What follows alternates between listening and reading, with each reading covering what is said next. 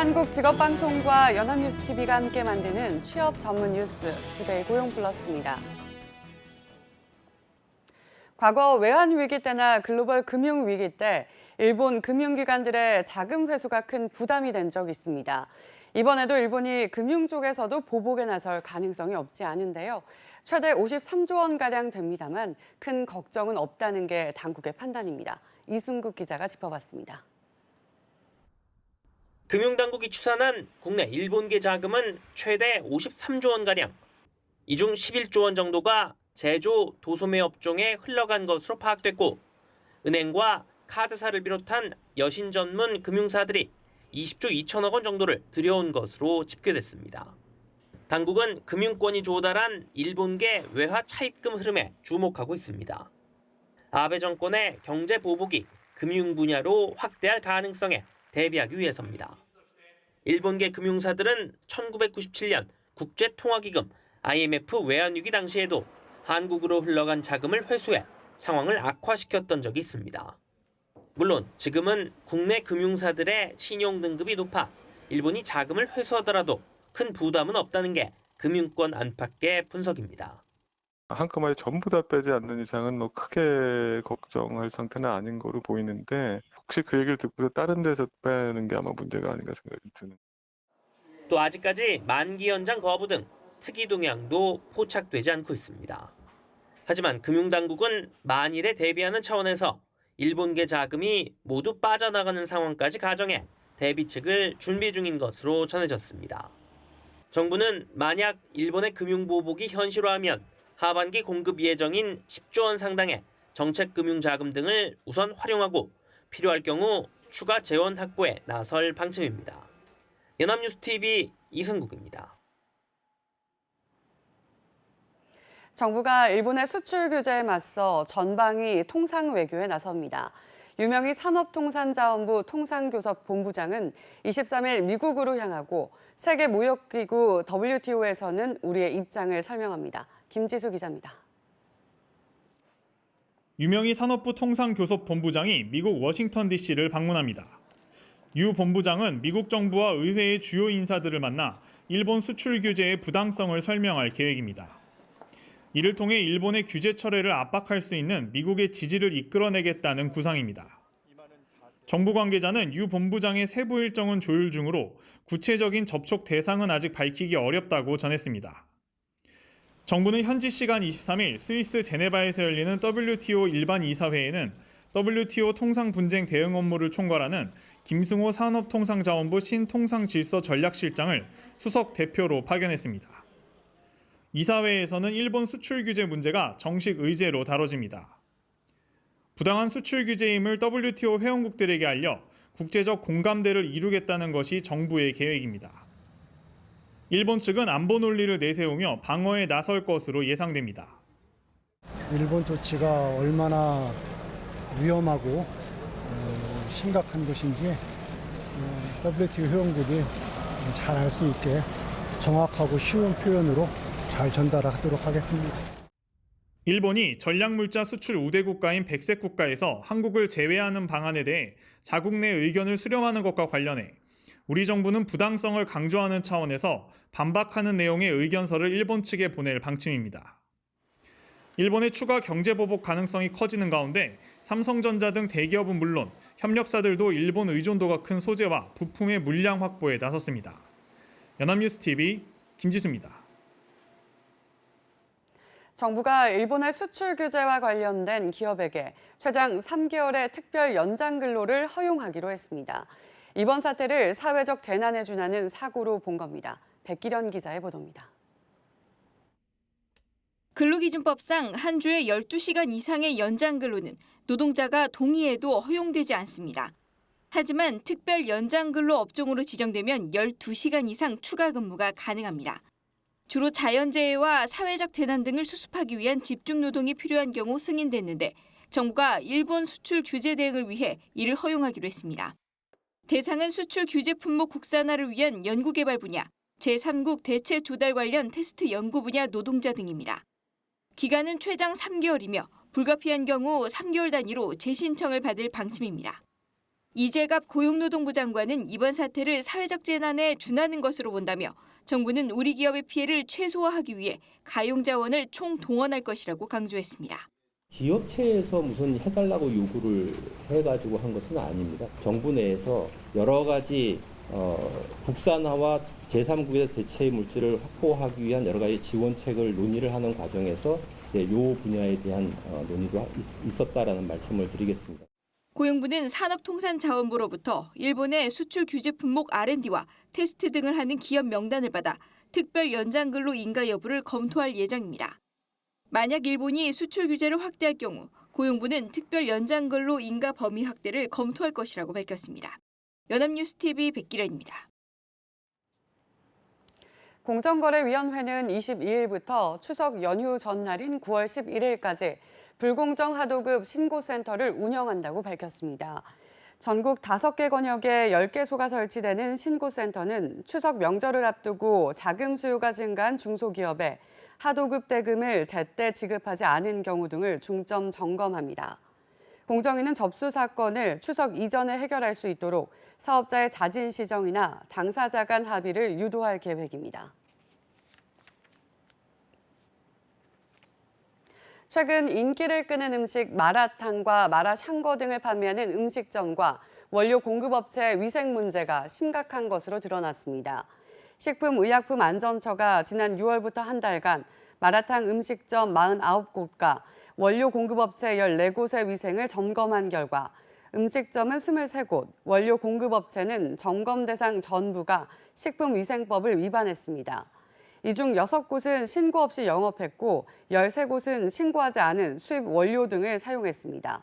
식약처는 적발 업체에 대해 관할 지자체가 행정처분한 뒤 3개월 내 재점검해 개선 여부를 확인할 예정이라고 밝혔습니다. 여름 휴가철을 맞아 차를 빌려 여행 떠나시는 분들 많으시죠? 하지만 사고가 났을 때 렌터카 업체가 과도한 수리비 비용을 청구하는 경우가 있어 주의가 필요합니다. 조성음 기자입니다. 지난해 한 렌터카 업체에서 차를 빌린 21살 권모 씨. 차량 이용 중 접촉 사고가 발생해 조수석 문 아래쪽 흠집의 수리비와 수리기간 휴차비로 90만 원을 냈습니다. 하지만 이 금액은 할인된 대여요금보다 4배나 비싼 일반 대여요금을 기준으로 한 데다 알고 보니 수리 기간도 업체의 예상보다 짧았습니다. 몇 번을 연락을 드렸는데 견적서를 보내주지 않으셔가지고 그 휴차보다는 공업소에 있었던 날짜가 더 짧아가지고 저희는 그만큼 더 부당하게 돈을 지불했었어요. 한국소비자원이 2016년부터 지난 6월까지 집계한 렌터카 관련 소비자 피해 구제 신청은 모두 945건. 특히 휴가철인 7월과 8월 가장 많은 피해 구제 신청이 들어왔습니다. 가장 많은 피해 사례는 사고 수리비 과다 배상 요구로 약 25%를 차지했습니다. 그중 20만 원에서 40만 원을 초과한 경우가 35.8%로 가장 많았고 2천만 원가량을 더 청구한 사례도 3건이나 있었습니다. 휴차료를 과다 청구한 경우는 10건 중 1건이었고 사고의 경중과 관계없이 면책금을 동일하게 부과하는 경우도 있었습니다. 계약 체결 전에 예약 취소나 중도 해지 시 환급 규정을 확인하셔야 하며 사고 발생에 대비해서 자기 차량 손해보험을 가입하시는 것이 좋습니다. 또 렌터카를 인수할 때 외관 흠집 등 차량 상태를 꼼꼼히 확인하고 사진을 찍어둬야 나중에 피해를 줄일 수 있습니다. 연합뉴스TV 조성음입니다. 최근 한 인터넷 기반 여행 예약 중개업체가 갑자기 문을 닫으면서 이곳을 통해 여름 휴가 예약한 소비자들이 큰 피해를 입었습니다. 최근 들어 여행사나 중개업체가 갑자기 문을 닫으면서 휴가도 못 가고 돈도 날리는 피해들이 늘고 있어 주의가 필요합니다. 이진우 기자입니다. 최근 폐업한 한 여행 예약 중개업체의 SNS 사이트입니다. 이달 초만 해도 상품을 광고하면서 정상적으로 운영했는데 갑자기 문을 닫았습니다. 여름 휴가철을 맞아 이곳에서 여행 상품을 예약했다 낭패를 본 소비자는 200여 명. 이 업체는 예약금을 받아 써버리고 실제 예약은 하지 않아 예약자들은 휴가도 망치고 돈도 잃어버렸습니다. 여행업체의 폐업으로 인한 피해는 최근 들어 잦아지고 있습니다. 지난해에는 중견 여행사 탑항공이 폐업해 1,000명이 넘는 소비자들이 20억 원의 피해를 입었습니다. 또 더 좋은 여행, 이 온누리 여행사처럼 이름이 알려진 업체들도 줄줄이 문을 닫은 상황. 현재 등록된 국내 여행업체는 2만 2천여 곳이 넘지만 업체 관계자들은 5곳 중 1곳은 사실상 폐업 상태라고 말합니다. 경기 침체에 자금력과 광범위한 네트워크를 갖춘 글로벌 여행업체들의 공세가 겹치면서 문 닫는 곳들이 늘고 있는 겁니다.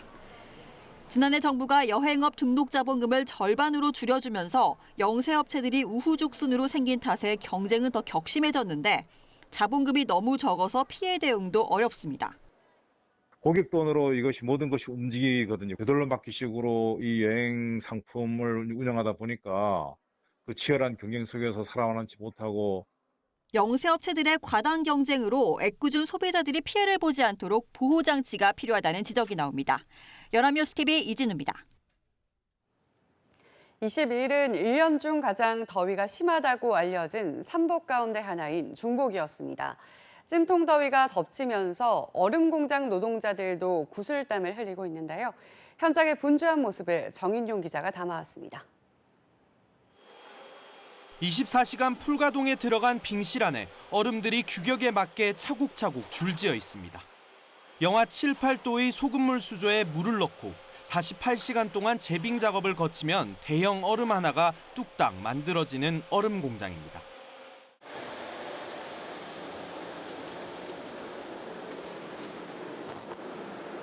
(140kg짜리) 얼음 덩어리입니다. 이 얼음들은 이렇게 얼음 창고에 쌓아둔 뒤 수도권 곳곳의 수산시장으로 보내집니다. 규모가 작은 동네 시장 등에 보내지는 얼음을 만들기 위해선 별도의 기계를 두고 4-5명이 붙어 작업을 하기도 하는데 하루가 모자랄 정도로 손길이 분주합니다. 쇠빙 작업하는 겁니다. 저 쇠빙 작업을 해서 부대에다 담아서 아침에 나가는 거예요. 수산물 시장에. 주문이 많을 때는 뭐 하루 종일 바쁩니다. 하루 생산하는 얼음만 100톤이 넘는데 식용 얼음 수요도 적지 않습니다. 냉면과 냉국 등 여름 별미는 물론 각종 술집에도 날개 돋친 듯 팔리는 얼음으로 소비자들에겐 청량감을 선사하는 역할을 톡톡히 합니다. 주로 수산시장들하고요, 그다음에 소비자들한테도 많이 가는데요. 그 얼음이 공급이 되지 않으면 생선들이 다 상하고 이런 변질의 우려가 있기 때문에 저희가 원활하게 공급을 해주는 게 저희의 역할이라고 생각합니다. 중복 더위에도 소비자들이 냉음식을 즐길 수 있는 이면에는 이들의 구슬땀이 숨어 있었습니다. 연합뉴스TV 정인용입니다. 한국의 실리콘밸리로 불리는 경기 성남 판교에 e스포츠 전용 경기장이 들어섭니다. 경기장이 완공되면 국내 게임발 산업 발전은 물론 e스포츠 종주국이라는 위상을 높일 수 있을 것으로 기대됩니다. 보도에 강창구 기자입니다. 연매출 77조 원으로 삼성전자, 현대자동차에 이어 국내 3위를 자랑하는 판교 테크노밸리입니다. 한국의 실리콘밸리답게 넥슨, NC소프트, 네오위즈 등 게임 관련 기업들이 대거 입주해 있습니다.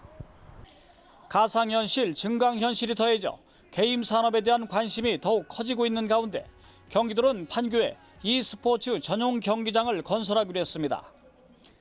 31개 시군을 대상으로 후보지 공모를 통해 결정했는데 한국 IT 산업의 심장이란 상징성과 관련 기업이 밀집해 있는 현실적 여건을 두루 감안한 것으로 풀이됩니다. 경기도는 e스포츠 종주국의 위상을 더욱 높이고 e스포츠 관련 산업이 계속해서 발전할 수 있도록 모든 노력을 다하도록. e스포츠 경기장은 총 300억 원이 투자되며 지하 1층, 지상 3층, 연면적 8,500평방미터 규모로 2022년까지 조성됩니다. 400석 규모의 주 경기장과 보조 경기장, 스튜디오, 선수 전용 공간은 물론 1,500여 명이 관람할 수 있는 야외 관람 시설도 들어섭니다. e스포츠 게임 유저들을 위한 여러 가지 다양한 프로그램을 준비를 해서 항상 연계가 될 수 있도록 노력을 하도록 하겠습니다. 경기도는 전용 경기장이 완성되면 다양한 e스포츠 대회를 개최하고 우수 선수를 육성해 게임 산업 발전의 토대로 활용할 계획입니다. 연합뉴스TV 강창호입니다.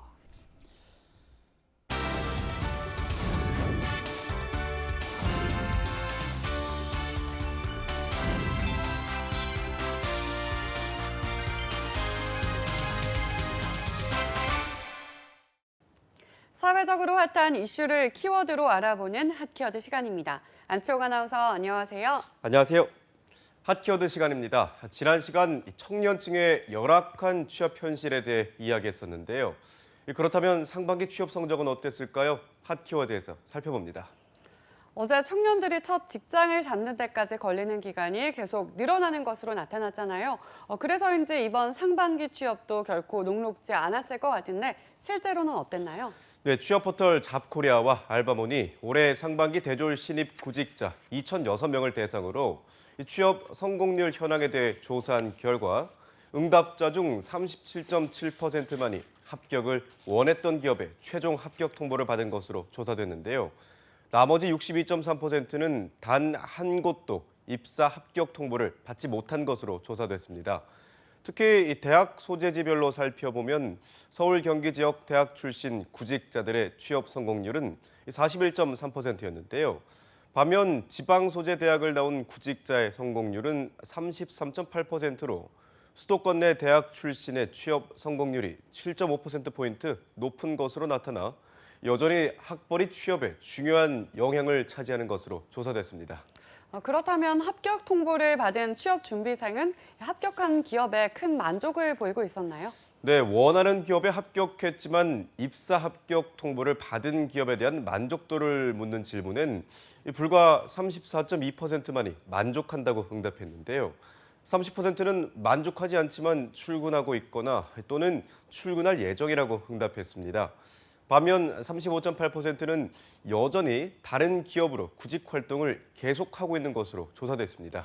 네, 합격을 원했음에도 불구하고 합격 통보를 받았을 때 34.2%만이 만족했다는 점이 참 아이러니한데요.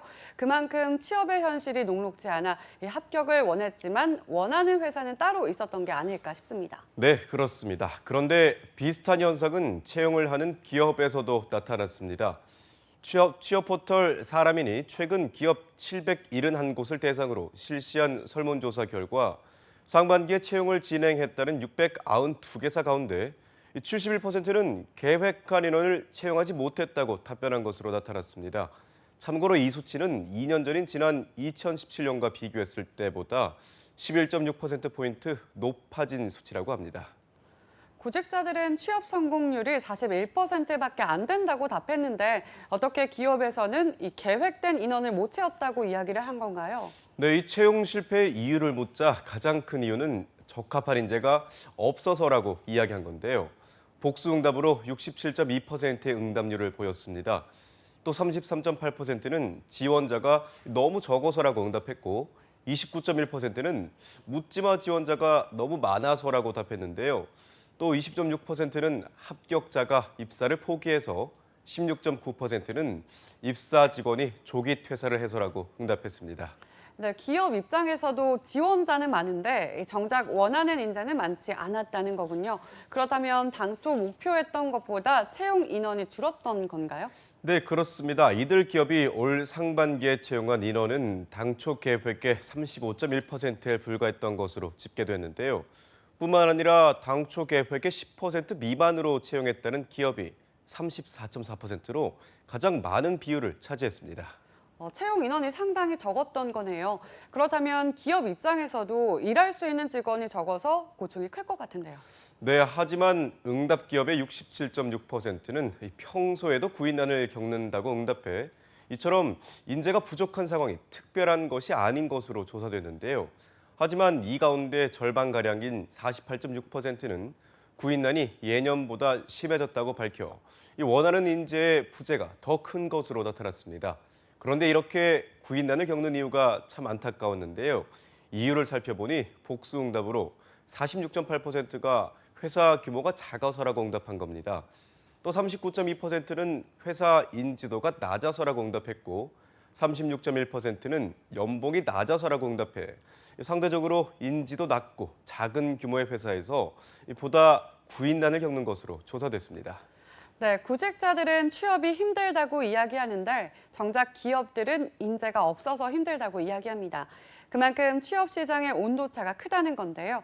하반기 채용에선 보다 많은 구직자들이 원하는 회사에 들어가고 보다 많은 기업들이 원하는 인재를 찾아 고용시장에서 청신호가 켜지기 바라보겠습니다. 지금까지 핫키워드 안치홍 아나운서였습니다. 고맙습니다. 고맙습니다. 지금까지 투데이 고용 플러스였습니다. 오늘 저희가 준비한 내용은 여기까지입니다. 함께해 주신 여러분 고맙습니다.